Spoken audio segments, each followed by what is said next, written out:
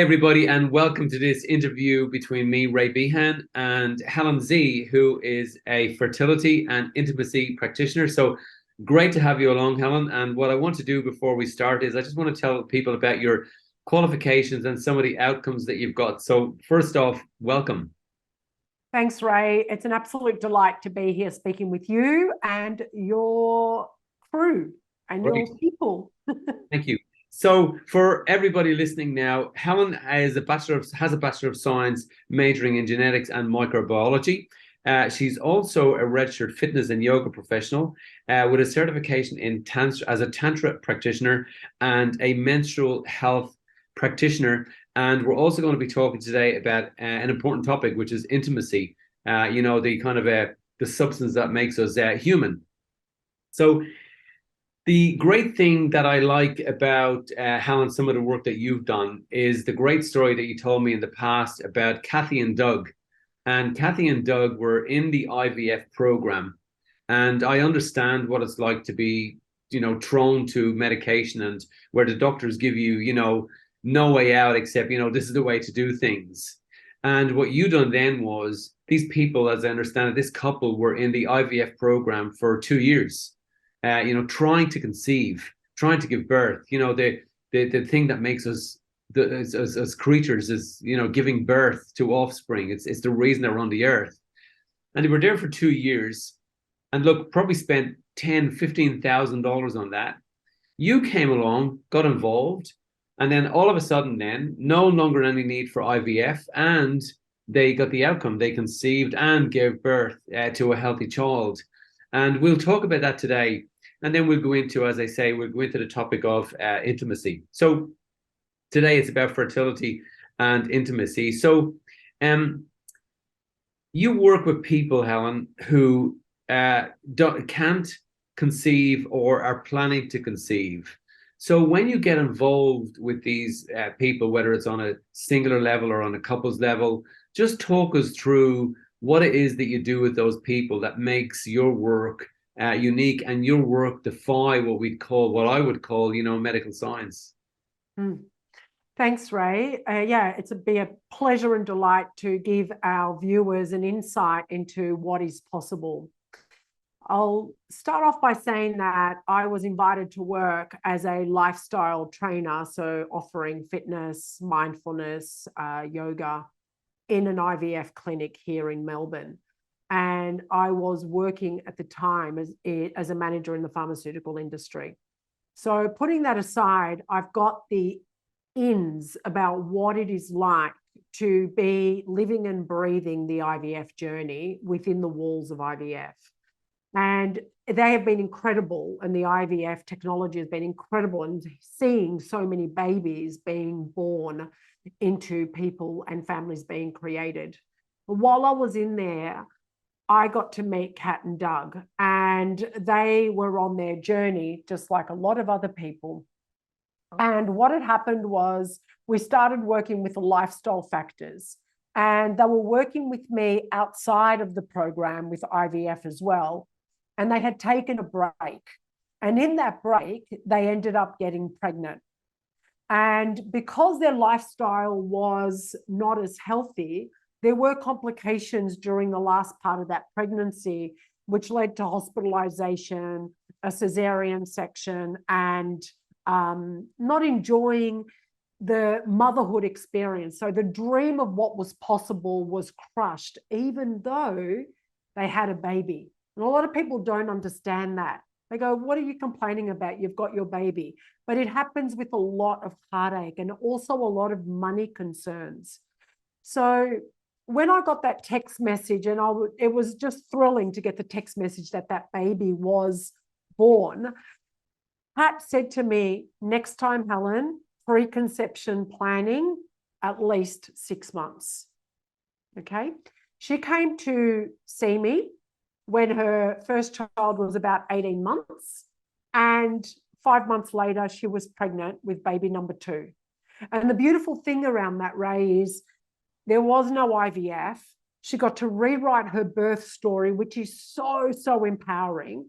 The relationship and intimacy with her husband had re-sprouted.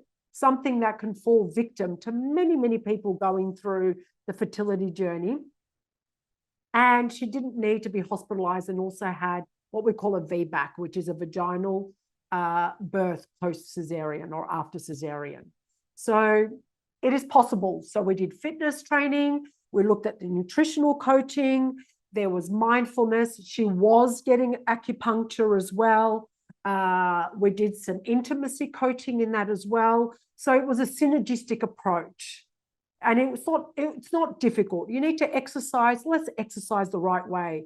You need to eat regularly during the day. Let's eat the food that is going to build the nutrient lining, the womb lining that is going to house your baby, the first home before the nursery gets all the designer stuff.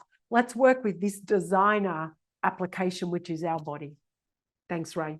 So it's kind of more about becoming less medical and more human, less nurture and more natural. You know, when you talk about, let's put food into the body that lines the womb so that the womb is preparing and getting ready. And without that, then there's a resistance. And then you also, I'm sure, talk about, you know, the emotional resistance.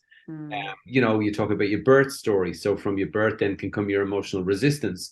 So you're really taking life, not even the body, but life as a whole, and going through in speaking and communicating with that person. Now, I'd be intrigued to know, how do you communicate this work that you do to people? Do you do it one-on-one? Do you do it remotely? Do I come and see you? You know, how does that look when people are working with you? Yeah, I work remotely, and clearly I can work if someone is close to me, we live in a similar area, we can do that as well. But predominantly working remotely means that you have more accessibility and touch points, because the guidance is there. Like, when we do emotional clearing, when we do the emotional aspect, that can all be done online. And you know, the recent closures around the world has enabled us to be able to open up our doors and help a lot more people globally. So it really is a blessing. You know, our goal at Think and Grow Education is to bring great people to our great clients and students and our great audience and our great Think and Grow Education community. And we live in a world of, Helen, expectation, don't we? Where everybody expects something. So with every interaction in our life today, we've created this sense of expectation. There's always something expected. And what I really like about the conversations that we've had, and us at Think and Grow Education, understanding your work and what you bring to people, I would love you to share with our audience the outcomes, the benefits. You know, when they come and see you, what in detail are the benefits that people get? What expectation can they come in with that they're going to walk away with that expectation? Can you paint, you know, show us a little bit about that? Yeah, thank you. When people come in, Ray, and they've been on the fertility journey for a while, there could be a sense of, I want this, like there's hope, but then there's also a false hope that underpins that. It's like, but I've tried all this and it hasn't worked. So their life can feel hijacked. They can feel like they're isolated. Performance through family, what used to be social interaction and joy and bubbling, feels like pulling the pin and pulling the pin on your own life, and yet you're trying to prepare yourself to be in life and full of life and reproducing life. And so that's the conundrum that happens with the body and happens with the mind. So we work through all those layers, and the benefit is restoring this innermost thread of hope that your body is not broken, that you conceived yourself in this world. You are pre-programmed to conceive yourself. And being in that procreative force field is something that you need to surround yourself constantly in a world where, as you said, with expectations and things being fast, like drive-through, fast this, fast that. There needs to be a point in time where we need to drop down and drop in and find that area, that place in the body that gives that higher intelligence that is ready to be birthed forward. We tap into that through a number of different ways.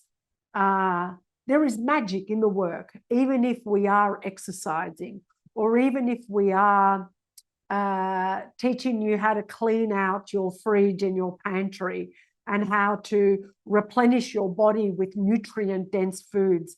There's a magic in all of it. And so that's the joy that I'm here to share and spread. And in my conversations with you, I know it's not, I just like the Kath and Doug story. And I think a lot of viewers will really like that.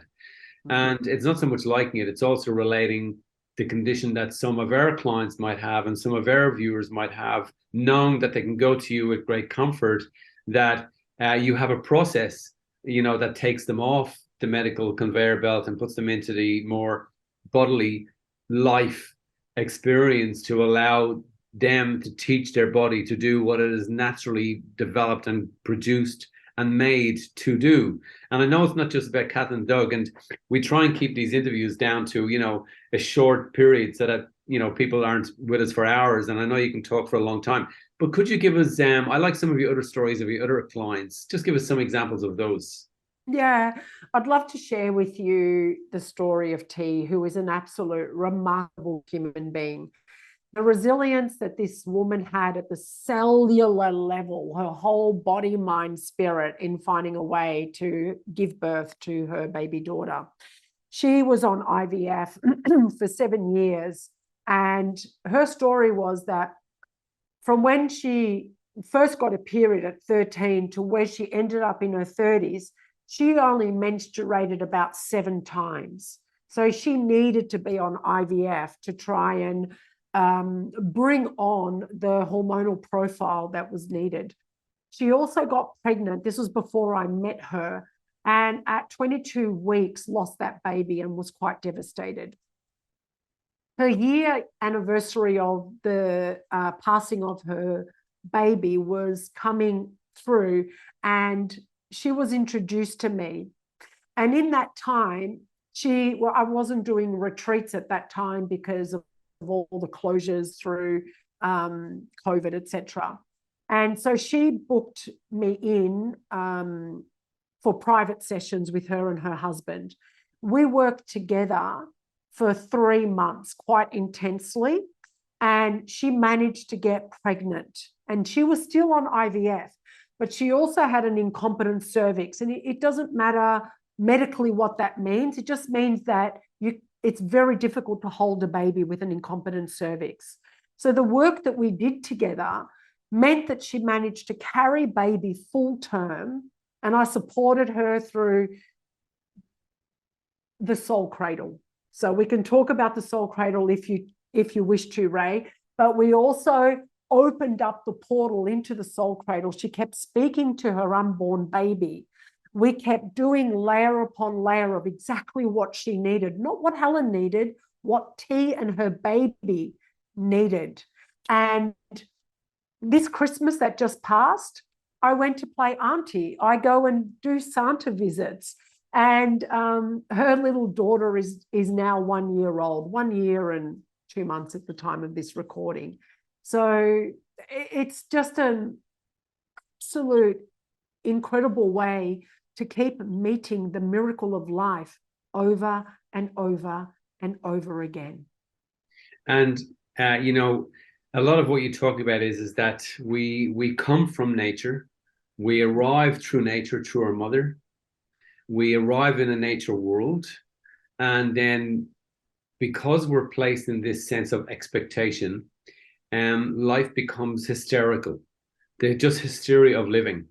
We go to school, it's hysterical. You must do this, you must achieve this, you must work this way, you must talk this way. And what it's doing all along is all these different processes and the foods that we eat as well, Helen. And what it's doing is it's removing us from nature. And the more we remove, and then somebody like you comes on board. And what you do is you seem to cut out that nurtured hysteria and bring the person, back to nature again, and allowing, as we said, the body to do what it's meant to do.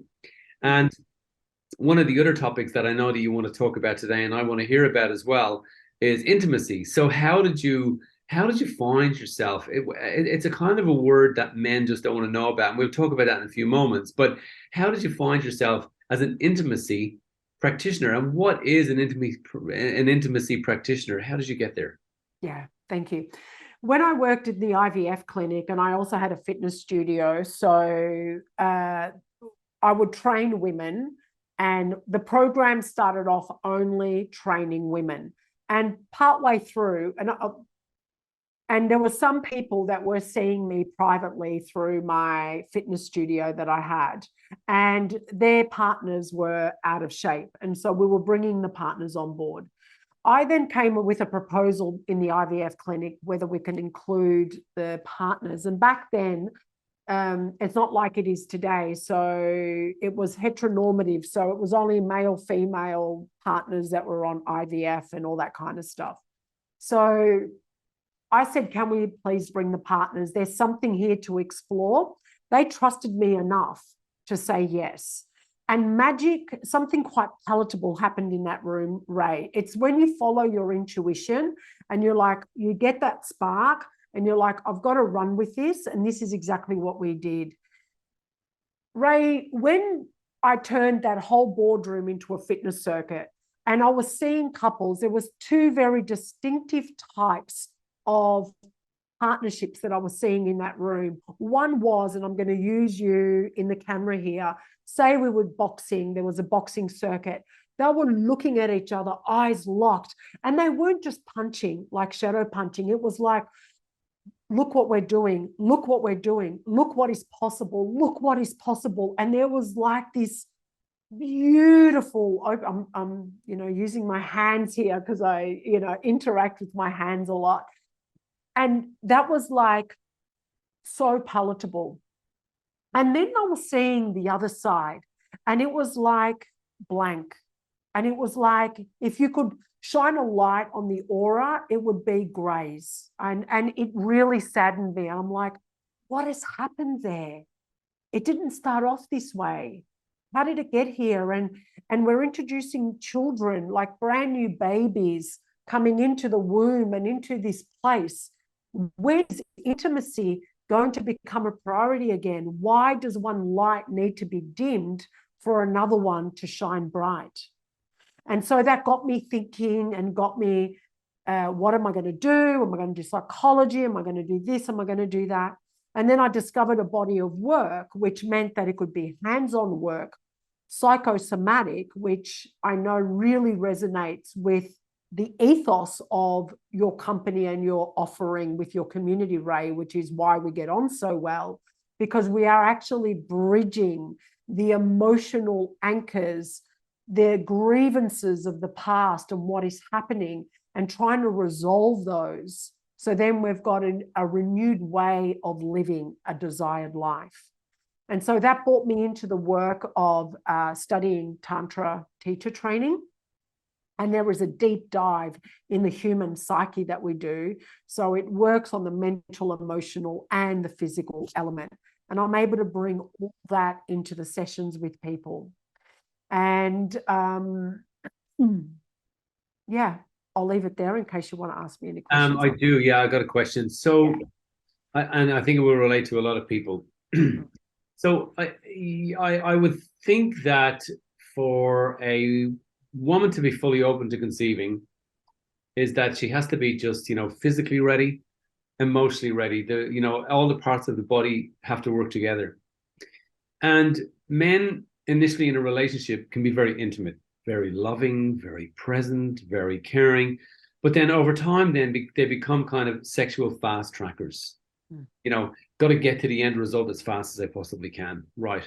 And I would think then that is going to shut down that their partner, at least the emotions of that partner, which then will affect the physiology, I should say, and the biology of the partner, of the female wanting to conceive. So how do you deal with men who lose their flair and their intimacy through the years and bring that back into the relationship again, so that the relationship can be a whole relationship in all parts of the importance of that relationship being present during the relationship ongoing? Great question, Ray. Thank you for bringing it up. Beautiful, beautiful question. Now, this relates to all relationships, so whether it's, on the fertility journey or not. And that is that we work together and we start to speak about the elephant in the bedroom. And we ask about what the relationship was like. Did they have that honeymoon phase? There's a lot of different types of relationships out there.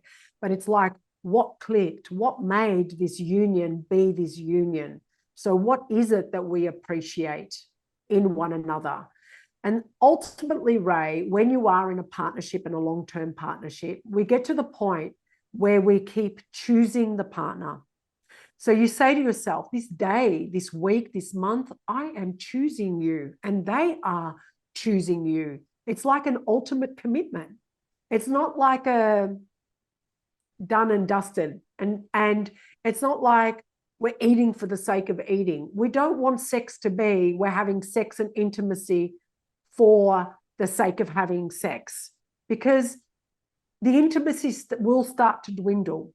And their intimacy is defined as into me, I see. So if I am responsible for where I am and I know how to articulate that, but I'm also self-responsible for how I can tend to my own layers of intimacy, because I work with 6 layers of intimacy, and the physical sexual intimacy is just one of those layers. But if you're going to sit there and wait for your partner to be the 100%, this goes for both partners, that you got to be the be all and end all. You've got to be my BFF, my best friend. You've got to be my intellectual buddy. You've got to be my recreational buddy. You have to play tennis with me. You've got to like groper fishing, whatever the case might be. That puts pressure on the relationship, and we find that it gets hollow and hollow. So when we start to uncover what has underpinned some of the relationship dynamics, and we start coming in and layering. And so what I find with men, specific to the question that you asked, Ray, with intimacy and intimacy dwindling and it becoming a sexual gratification, men love to serve and being present and being devoted. That single point focus that people talk about, like men are single point focus, and I'm not gender stereotyping here, but that focus, that determination leads to witnessing and presencing. And that is beautiful for raising families, for being present in the workplace, for being present with your partner. And I find that what men love is appreciation. They love to be told how appreciated they are. And they love skin touch, not just and I can, make it M+ rated here. They're not, I'm going to use a prop because I've got a little prop here. I'm telling you that to just think that a man wants to be touched in one way or just one part of his body and ignore the rest of the landscape, that's when things start to pull away. And so they're left over here. So what we need to do is go, there is so much more to you than just this. You are a whole beautiful being, and I will treat you in sacredness. I will be in sacred space with you. And we bring the sacredness back, because into me I see, and the sacredness that we want and mind for ourselves is that same level of respect that we can give to our partners. So I see, both parties play a role, which is what you and I have talked about in the past and so on when we've done a pre-interview. So before we finish up, Helen, and I'd let people know how and why they should connect and communicate with you, just tell me the type of people that you work with and the type of people that you prefer not to work with. Yeah, thank you.